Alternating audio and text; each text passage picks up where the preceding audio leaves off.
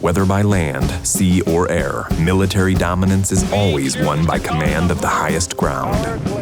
The Space Force Association works with industry partners to examine what's in the art of the possible for future capabilities.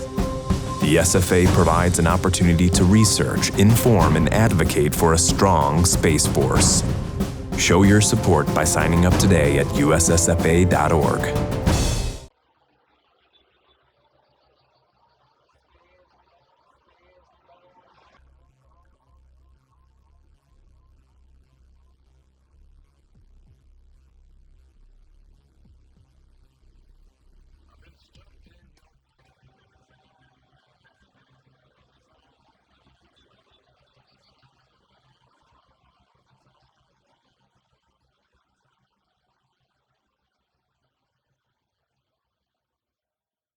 Hello, everyone, and welcome to the Spacepower podcast. I'm your host, Bill Wolf, the president and founder of the Space Force Association, and I am honored today to have Jiral from Gravitics, who is the business development lead over at Gravitics. And what Gravitics is doing is truly remarkable. Just by way of introduction, just talk to us a little bit about what Gravitics is doing, and then I'll show a short video. Sure. Thanks, Bill, so much for having us here. I'm really excited to speak with you today. Just a bit of background on who I am. I'm the VP of Business Development here at Gravitics. I've been here for a couple of years. Prior to this, I've had a long career in the DoD, both as a uniformed service member and as a civilian. I worked across a lot of the agencies, but the last 5 were really in helping stand up the Space Force and a lot of the commercial services that we procure from the Space Force or from the marketplace, bringing it into the Space Force. So real excited to be here with you today.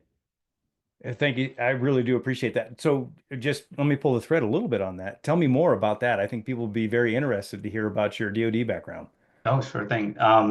So let's see. I'm a former Army vet. I was a radio operator. My whole kind of defense background was all military communications. Started off as a radio engineer, moved into a civilian role, fielding the next generation of software-defined radios for the Army, moved into military SATCOM after that.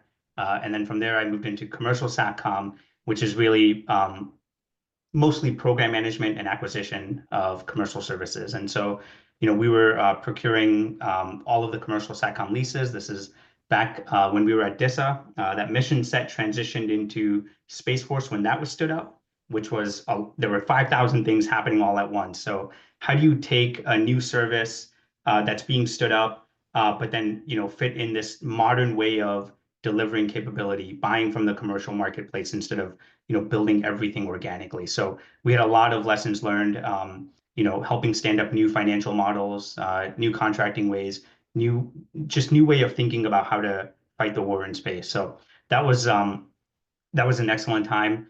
And then, a couple of years ago, I'd run into Colin, and he was telling me what we're doing here at Gravitics, and I was like, man, I gotta go do this. So Very cool background. Thanks.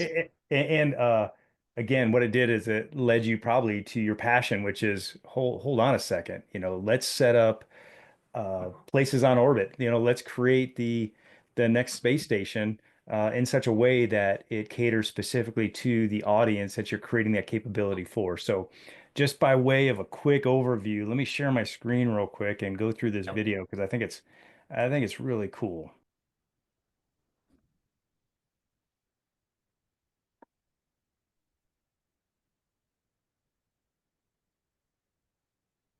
Oh, these were our dome sections coming in early. Yeah, these are 8-meter diameter modules.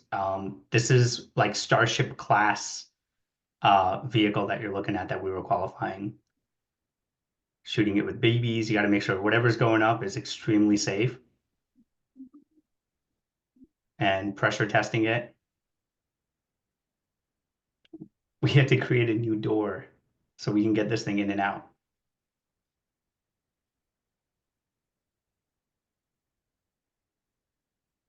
So cool. It really is unbelievable. So talk a little bit about, and I thought you were saying some things while the video was playing. So talk through just briefly what we watched there in that video. Yeah, you caught us back in 23 when we were getting ready to do early manufacturing prototype builds. Those were 8-meter diameter modules that you were seeing, the dome sections of what our space station modules look like. And we were getting ready for a pressure test. It's really important for human-rated applications to shut those together, fill it with pressure, and make sure that it can hold pressure. It's sort of one of the key fundamental aspects that you need to have a space station to keep humans alive in orbit. And so we passed that successfully. We put it to pressure 2x what NASA requires. And so we felt really good about the material selection, the design of the module, and started building from there. Congratulations on that. And all of that testing and capability obviously worked out with the congratulations on the recent award from Thank the you. Space Force for that recent StratFi award. Talk a little bit about that. Yeah, that's right. So, what we're doing here is taking our core products, which are essential space infrastructure, right? And we're building for two different markets here. There's a national security market and a commercial market. And our core product is like a family of pressurized modules or unpressurized modules. If you go to our website, www.gravitics.com, you'll get to see, the full product lineup. You could also follow us on X or Twitter, whatever you want to say. At Gravitics Inc. is our tag. We've got all the information on there. But what we started off doing is building these core products, which are pressurized modules. And we said, okay, the obvious application here is for replacement of the International Space Station. That's an obvious dead giveaway, but the national security applications of this are profound. If you take a step back and you think about what we're building here, it's really real estate and logistics in orbit. And when you have real estate in orbit, you could do a lot of things once you have that core foundation. We recently got selected by the Space Force for a $60 million StratFi or a strategic funding increase to demonstrate our capability, which is the orbital carrier. And this product is designed to address a very specific program within the DoD called Tactically Responsive Space. And that program's goal is to address threats on orbit, right? Today, much of what we do relies on the space layer. Our troops use it to communicate. Our intelligence agencies use it to gather imagery to inform the war. Of course, our day-to-day lives, our banking industry, our agriculture, climate change, everything relies on information that we get from the space layer. So we must defend it.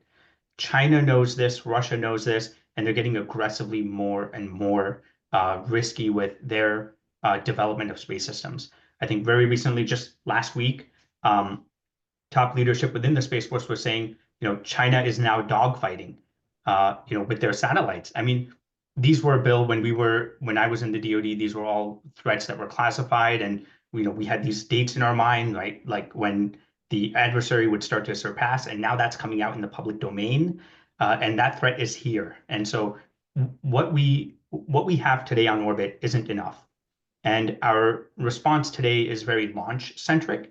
There's a threat on orbit. Let's put a response vehicle on a rocket and launch it. And that's great, but it does take too long. You have to have a launch pad that's available. You have to have a rocket that's ready to go. You have to have weather that's clear, and you have to know where you're going.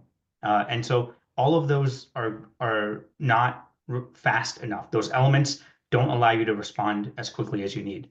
And so our solution says, well, let's pre-position some of these response vehicles in orbit so that you're on the right side of the atmosphere. And then when there's a threat on orbit, you can deploy from orbit. And so this saves a significant amount of time. And obviously you could start to see how this becomes very valuable if you're the Space Force. It's not too different from how we operate today, right? The Army pre-positions forward deploys all over the world. Our Navy has aircraft carriers that are forward deployed to help us address different conflicts in different areas. So in a similar way, the Space Force now needs that same level of forward deployed rapid response architecture. That's really how you drive superiority so that you can project power, you can deny the adversary, and provide that deterrence. So that's what we're doing. That's a very high level overview of what we're doing. We're really excited Well, about it. that's really cool. Yeah, we've hosted other companies that have supported the Victus series, which Yes. demonstrates tactically responsive space. And I remember when Millennium Space and Firefly did the Victus Nox, Yes. and they're continuing with the Victus series with True Anomaly and putting Jackal satellites up on orbit. And your point about shortcutting the launch phase, which then turns into an on-orbit checkout phase, which can last, it can take months, several months to get that capability on orbit. What you're doing at Gravitics is actually hosting capability on orbit as needed. So being a Right. logistics supply depot on orbit, which is phenomenal. I mean, that's one of the biggest challenges we have right now, I think, within the DoD is the logistics challenges of moving capabilities from point A to point B. Starship is going to help with some of that, eventually. But what you guys are doing is creating an on-orbit capability. So Yeah. really tremendous. What does that look like? Talk to us more about, is that a satellite encapsulated in one of the modules, standing by, ready to be released? Is it Yeah. logistics? I mean, talk about the use cases. So we're leveraging the same core product that we're building for our commercial customers. It's modified. It doesn't need to keep humans safe. And so we can unpressurize this module. So think of it like a hangar on orbit Mhm. that's got a door that can open up, and you can deploy a desired response vehicle. And without getting too much into the detail of how the Space Force wants to use it, I think you can start to understand that if there is any threat on orbit, Mhm. having um, having the ability to respond to any threat by pre-positioning multiple response types on orbit allows you to address any type of threat. So these are satellites that can be deployed to uh, uh, to address the correct type of threat that you're facing at that time. And so Understand. we've got um, we've got the ability to pre-position these assets, and having a constellation of these allows you to reduce your response time, and you can go from LEO to MEO to GEO. Phenomenal. And yeah, what you're alluding to, and I appreciate this because I talk about this quite a bit with folks, is how many satellites and what types of satellites in what orbital regime allow the Space Force to do the freedom of action mission that Congress has mandated them to do. So all you're saying is, hey, depending on the needs of the Space Force, depending on the orbital regime and the sensor or satellite technology that they need in orbit, you can quickly replace that capability regardless of the threat provided. It's specifically, I mean, if it's a kinetic, we got a much bigger problem, but if it's a non-kinetic threat, we've seen China display or talk about a grappling capability. Yeah. That's a problem to move satellites out of their orbits. We've seen an open press satellite go up to another satellite and use a rod to basically disrupt the critical infrastructure of that satellite. And so it turns into how do we ensure that those threats are being held at risk, or being held at bay, and refurbishing the critical infrastructure we know the Space Force needs very quickly. So, wow. You're spot on. And I think the point to underscore there is the adversary is getting very, very sophisticated, and they're taking their actions are very clear in what they're doing, right? Yeah. I think, in the public domain, a lot of the information is kind of centered around this dogfighting activity. And it's very simple, right? They're coming very close to our satellite. They're seeing what they're doing. They're seeing what we are doing. What is our response? They're logging it, moving to the other side of our satellite and seeing which way did we move. And when they do this enough times, they can get a pattern. And now they can quickly understand what it is that we are going to do. What are the options in our ability to deny the adversary? And so we think that these orbital carriers really change the dynamic of what our response looks like. Um, and in a lot of cases, we might even be able to get to an area of interest before the adversary can. And so when you have that level of deterrence, when the adversary knows that, hey, they won't be able to reach here because the US can do X, Y, and Z and get there before us, that level of deterrence hasn't been there before. And so I like to think of it like this. What can we do once we have secured space?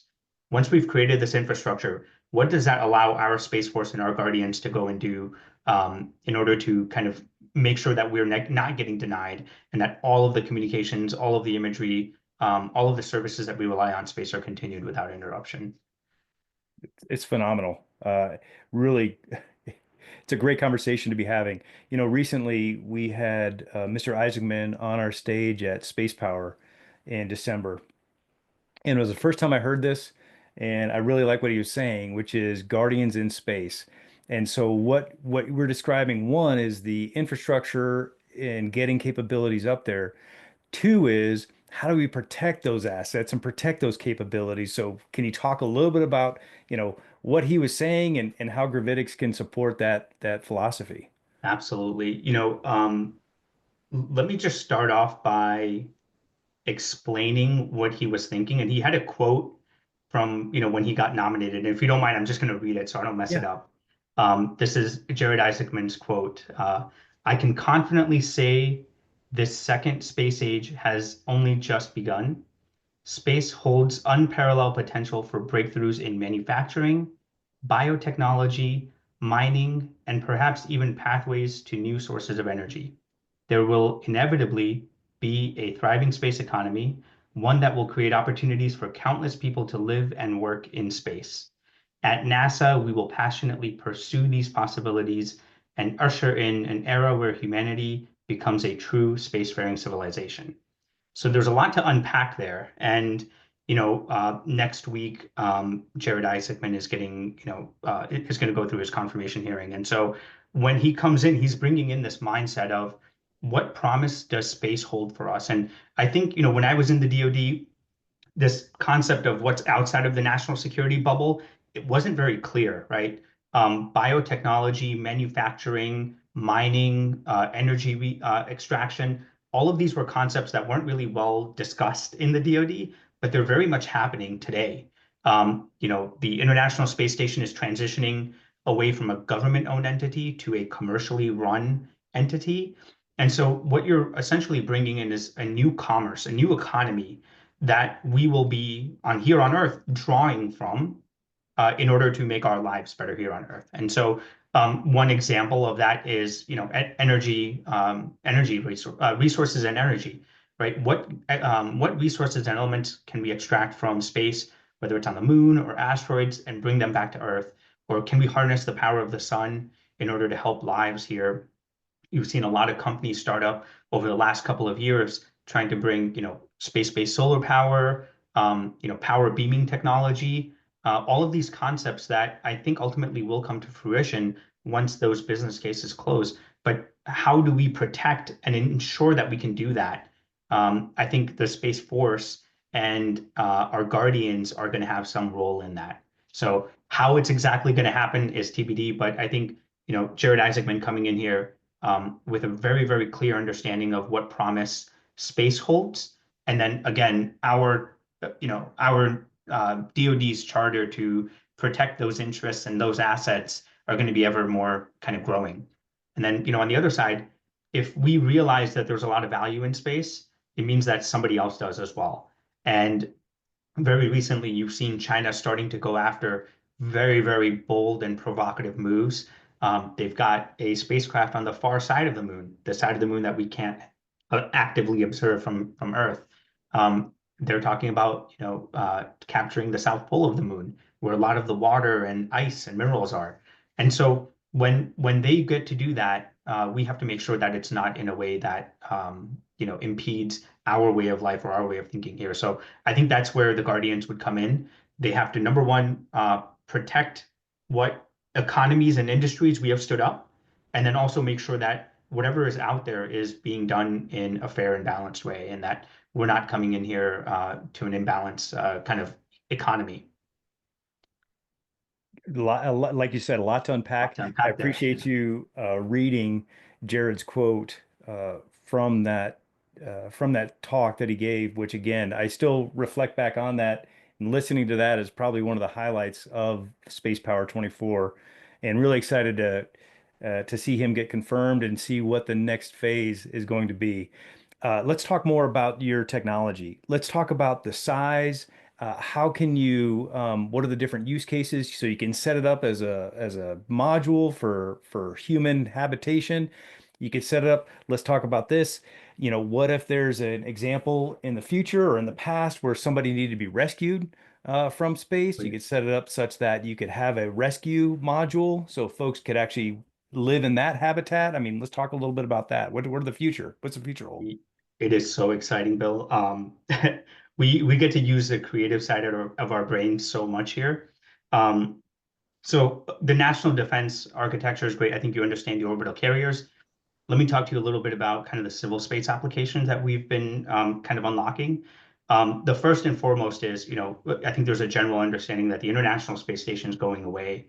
NASA is not going to build their own space station anymore. Instead, they have commercial companies coming in, such as Axiom, Vast, Starlab, Blue Origin. They're going to come in and build infrastructure that NASA can get access to so that NASA can continue their exploration of space, but then also the commercial companies get an opportunity to make some money here. And so what that looks like is expansion in manufacturing, in space manufacturing and biotechnology. In microgravity, you can form, at the molecular level, for advanced materials, you can form materials that you can't do here on Earth. And same thing with biotechnology, right? You can grow protein chains, crystals that form differently in microgravity. And so that's kind of opened up these pathways for pharma companies, companies looking to do advanced composites and semiconductor material research in orbit so that they can grow better or different types of substances and then bring it back down to Earth. Those will require, all of these will require exquisite facilities and labs. And so what we are doing right now is working with a lot of these space station companies, operators, to ensure that they have the infrastructure that they need to go in and unlock these cases. So, a lot of times you want, the first use case that everybody thinks about is a habitat. Can we keep people in safe up there? Great. Yes, we can do that. We sell these modules that come in different size diameters so that you could put them on different size launch vehicles. And so right now our flagship product is a 4-meter diameter module that can go up on a Falcon 9. We're also working on a 6-meter and an 8-meter diameter module that can go on New Glenn and Starship. But similarly, we can go smaller in diameter and launch on something small like Stoke. And so there's so many different ways that you can employ. But once you have the real estate in orbit, what would you like to do with it? And so those biotech manufacturing use cases are great. We've also had folks come to us asking, hey, we want to build entertainment companies. We think space is going to be the next venue for hosting, sporting events or entertainment events in orbit. And then the whole commercial space tourism marketplace has also been a very interesting one to explore, right? What are the use cases for getting more people into orbit? What is going to draw them to come and spend time in orbit? And so you see SpaceX starting to do these missions. For example, the Polaris missions that Jared Isaacman was part of, very different and fully commercial.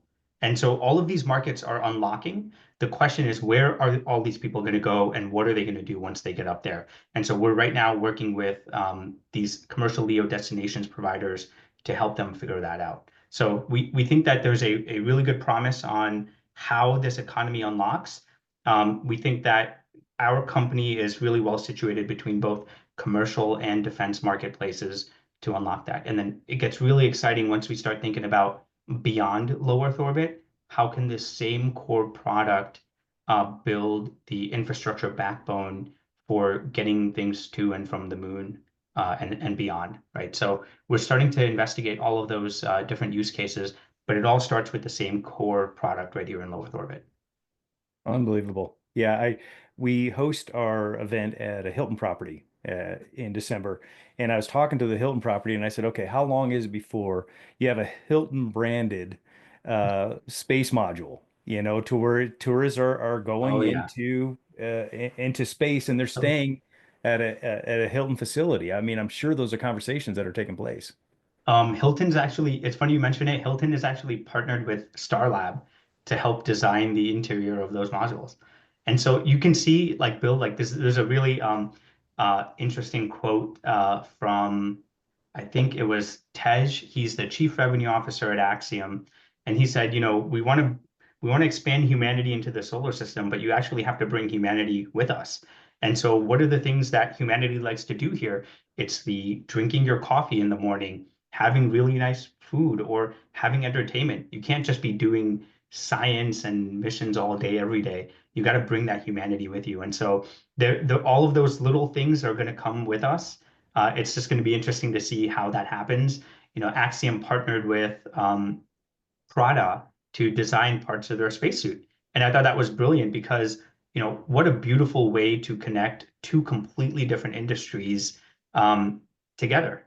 And so you could kind of start to see how space actually does have a future for a lot of these things. And it's a matter of us understanding how to bridge those two worlds. So really excited for that.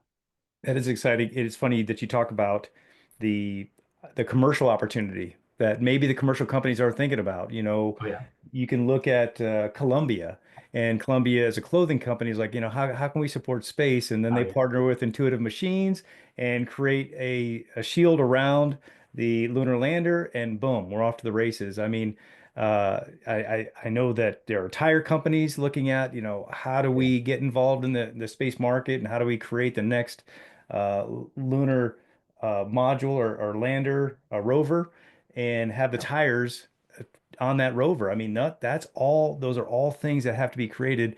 And then your point about manufacturing, the concepts that I've heard, and you might be able to provide some perspective on this, is how do we gather what we consider space junk in orbit and not bring it back down to Earth because all we did is just create another problem for ourselves, but actually manufacture and recycle the things that we find as space junk in orbit. Doesn't that Oh, make more sense? absolutely. Yeah.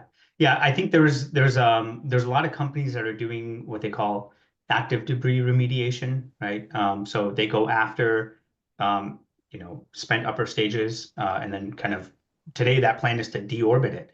But what if you're able to bring it back into a unpressurized garage that's on orbit? You could take it apart and recycle those parts and reuse it. So there is a question around what's the cost of doing that versus a supposedly $10 million Starship launch. Yeah. And so there's going to be a balance there, but I think it'd be interesting to see what technologies do we uncover in the pursuit of going and making that use case a reality.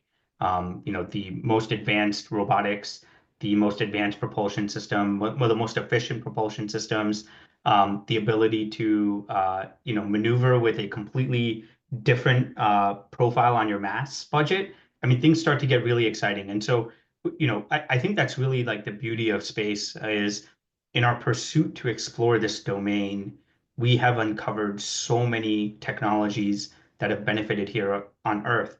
And I think some of the most exciting ones are obviously like propulsion, but I think power and resource extraction are going to be equally as exciting over the next couple of years.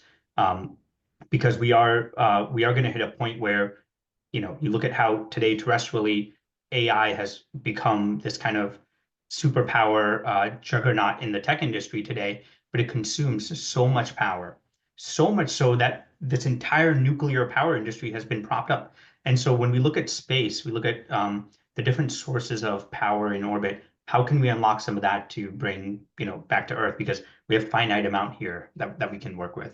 So Can we talk a little bit about maneuverability? So you've got the modules up there, various sizes as you described, and how easy are those to maneuver in and around that orbit? absolutely. So our modules are all designed with propulsion, guidance and navigation, avionics, and the GNC suite on board. So these are, we like to say, think of them like a Tesla with autopilot. Once the module gets dropped off in orbit, it can do one of two things. It can either go and be a free flyer, it'll deploy solar power, solar arrays, and continue its mission, or it can attach to a larger station and daisy chain, right? So modular, scalable on orbit. So it's got its own propulsion system to get it to where it needs to be from that final destination orbit. We're not going to be doing crazy plane changes here, but we are designing for like a 10-year life on orbit. And so what can you do with 10 years worth of real estate on orbit? I think that's going to be the really exciting part. So we've got on-orbit propulsion. our own comm suite, our own GNC, but we leave it customizable. And some customers have come to us saying, well, I want it to be integrated with my larger station, or I want it to be integrated in this fashion. Can I bring my own communications suite? Of course. And so there's that level of customizability that we offer our customers. But if you've never been to space, if you've never bought a space station before, we want to make that turnkey as possible. And so we've got the basics to get you started from, and then help you meet your mission. It's so cool what you guys are working on there, Gravitics. It really is an honor talking to you. I'm looking forward to it. Now, here's a question. Given the opportunity, are you heading up into space and staying on this module in the future? Bill, I will be the first one in orbit if I get that chance. Believe me, it's definitely been something that I've been dreaming about when I was a kid, and so I think a lot of the people that are in this company would raise their hand in a heartbeat to get up there. So absolutely. The question is, are you coming with me? Are we Hey, playing tennis in orbit? And how's your backhand? yeah, right. There's a lot to unpack there. One, I'm older than you are, and that's just part of it. And I do better probably at virtual tennis than I would at actual tennis. Now, Fair pickleball, enough. that's a whole nother discussion. Hey, let's talk about how easy or difficult it has been to maneuver through the acquisition process. Just getting recognition for what you're doing, getting attention on the mission set that you're covering, and then being able to actually get on contract to start to create what it is you know needs to be created for the future. Absolutely.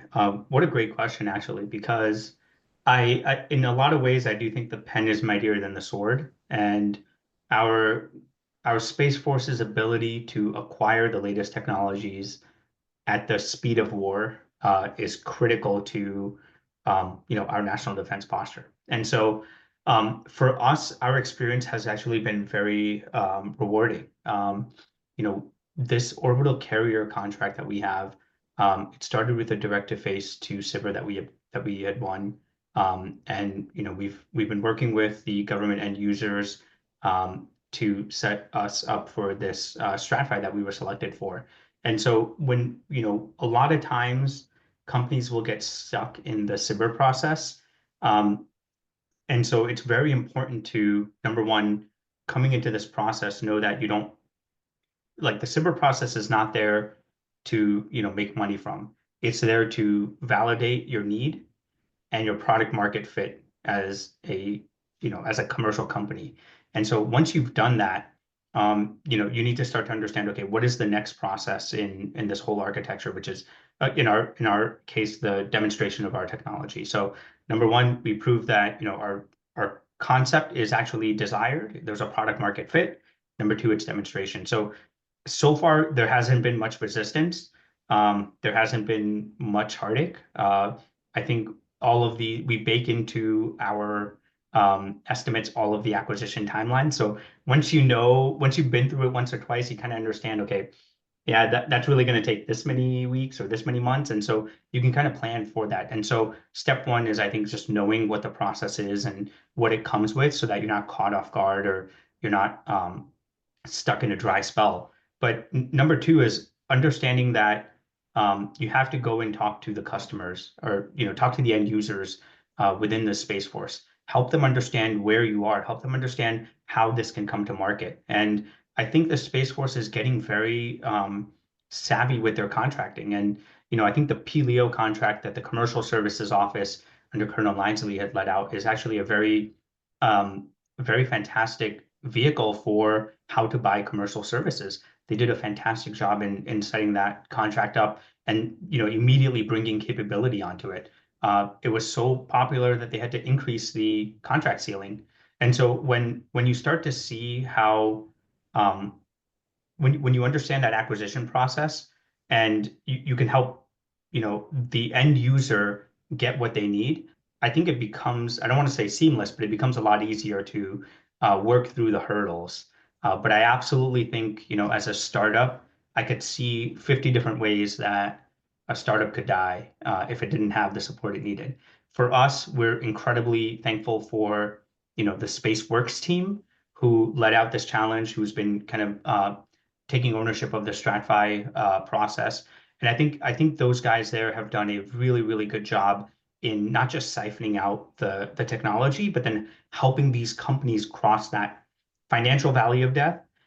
Then there's an acquisition valley of death, and then I think there's also this operationalizing valley of death. Who is going to operate this? Who's going to push the buttons? And so I think there's a lot more to working with the DoD than meets the eye. But I think SpaceWorks has done a fantastic job in hitting those marks and helping lower that barrier of entry. Perfect. Hey, great shout out to Spaceworks and Yeah. Colonel Isley and his team. So awesome. The what's Gravitics look like next year? What are we looking at? You know, when we talk again in a year from now, what are you going to tell me just happened? Bill, I think Gravitics is going to be we're going to be getting ready for I'm not going to go away too much right now, but we're going to be Okay. getting ready for an orbital demo. I'll put it that Okay. way. All right. We're going to be even more relevant in the national security domain than we are today, and I think that's just kind of where the threat profile is headed. But I think what you're also going to start to see is we're one of the few companies that's bridging this world of national security and this world of commercial civil space. And it's going to look amazing next year when all of these things start to click, when all of these customers that we have start to understand how we're serving the opposite side. And I think that's really going to help them understand that this core infrastructure that we're building is really going to unlock brand new use cases. So next year, Bill, we're getting ready for a demo. We're going to have a customer base that's more integrated, I think. And then I think we're also going to have new use cases that come online that we may have never seen before. So really excited for that. Phenomenal. You heard it here, folks, on the Space Power podcast that Jiral Shah at Gravitics is changing the future of space warfighting. I can't thank you enough for taking time out of your busy schedule to talk about all the great work Gravitics is doing and look forward to future conversations. Have a great day. Semper Supra. Thanks, Bill. Semper Supra. Whether by land, sea, or air, military dominance is always won by command of the highest ground. The Space Force Association works with industry partners to examine what's in the art of the possible for future capabilities. The SFA provides an opportunity to research, inform, and advocate for a strong Space Force. Show your support by signing up today at ussfa.org.